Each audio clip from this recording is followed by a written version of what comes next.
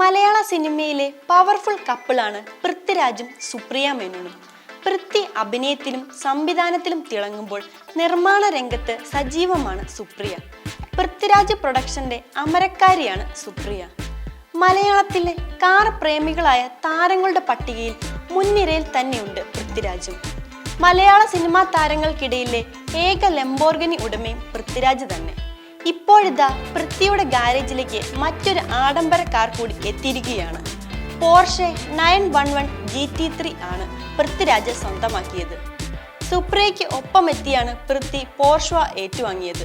പോർഷയുടെ sports കാറുകളുടെ ഗണത്തിൽ വരുന്ന ഉയർന്ന പ്രവർത്തനക്ഷമതയുള്ള ഹോമോലോഗേഷൻ മോഡലാണ് പോർഷ 911 GT3. 3 കോടിക്കടുത്താണ് ഈ ആഡംബര വാഹനത്തിന്റെ വില.